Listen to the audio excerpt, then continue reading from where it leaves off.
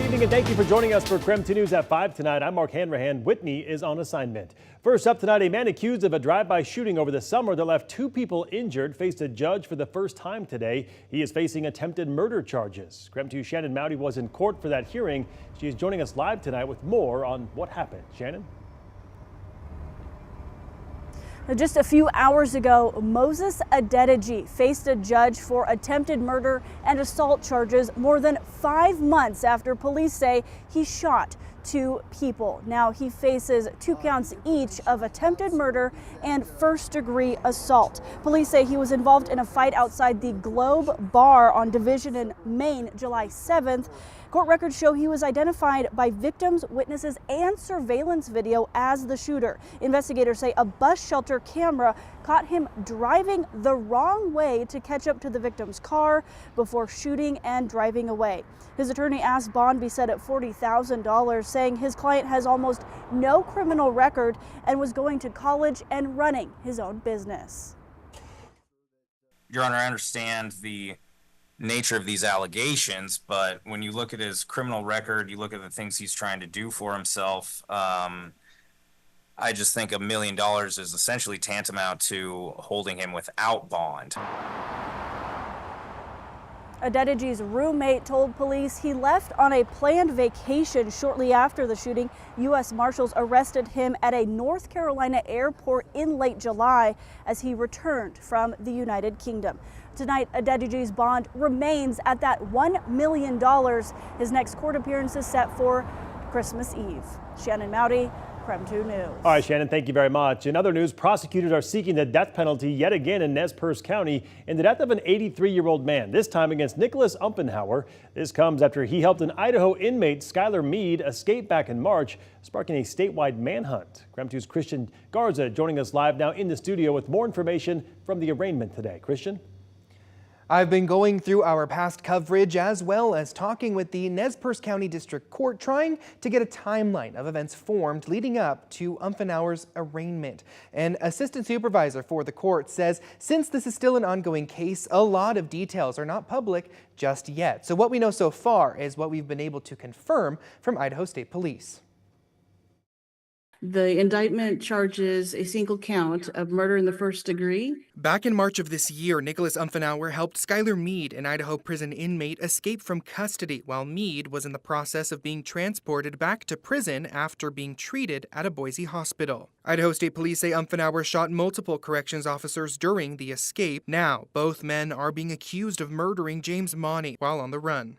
That is an offense which carries with it a maximum penalty of up to death or imprisonment in life, for life in prison. Do you understand that? Yes, ma'am. Police say Mead and Umpenhauer were driving through North Idaho in a stolen car when they crossed paths with Monty.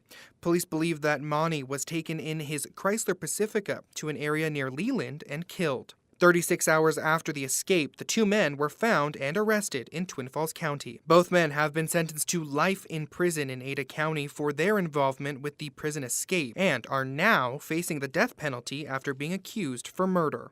During Umpenhauer's arraignment, like Mead, he decided to stand silent when asked about entering a plea, which means a not guilty plea will be entered on his behalf by Judge Evans. Umpenhauer also waived his right to a speedy trial.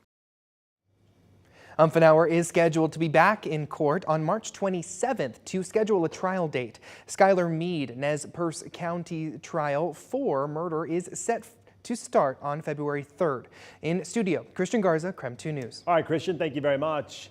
President Joe Biden will commute the sentences of almost 1,500 offenders and pardon 39 others in what the White House said today was the largest single-day act of clemency ever. The White House said that all offenders who will be released from custody are nonviolent and have been placed on home confinement for at least 1 year under the COVID-19 era CARES Act, while adding that they had shown successful rehabilitation and a strong commitment to making their communities safer. At least one person is local, Rosetta Davis of Colville. She was convicted of a nonviolent drug charge. The 39 pardoned individuals were also convicted of nonviolent crimes. All right, let's talk weather. Get ready for the chance of snow, at least tonight. Chief Meteorologist Jeremy Legoo standing by in the Weather Center tonight. Jeremy, how much snow are we talking? Less than a half an inch. Oh, all right. At least it's something. It's something, though, and I think that's worth getting your hopes up. Right now, our temperatures sit cold enough that what would fall would be snow. 32 degrees here in town, and with some incoming moisture, I think it's pretty likely we get a little bit, emphasis on a little bit, because there's not much in the way of moisture nor energy. What we do have is cold in a lot of places, including Spokane, Deer Park, Sandpoint, and Coeur d'Alene, and close to it down in Pullman and not far from it in Moscow. That cold plays a big role in what we wind up seeing. A few light flurries starting to come down in southern Washington. That moves through, and I think our more widespread precipitation arrives overnight. And I do think it's snow. This arrives along an advancing warm front, much different than what we've seen in recent cases. So I say night will get a little bit colder, then we'll see snow. That snow will start to taper off by early tomorrow morning, and as the sun comes up, we're done with it unless you're up in the mountains.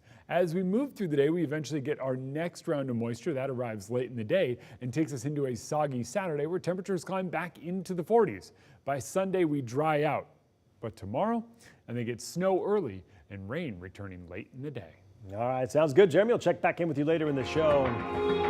A Spokane teen died from complications during a wisdom teeth removal surgery, and this week the teen's family filed a lawsuit against the oral surgeon.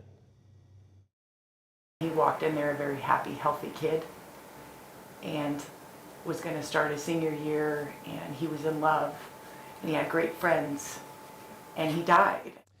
Tonight in a KREM 2 investigation, Chief Journalist Amanda Rowley dives into the lawsuit and the questions his family is raising about a common procedures. Be sure to tune in tonight on KREM 2 News at 6.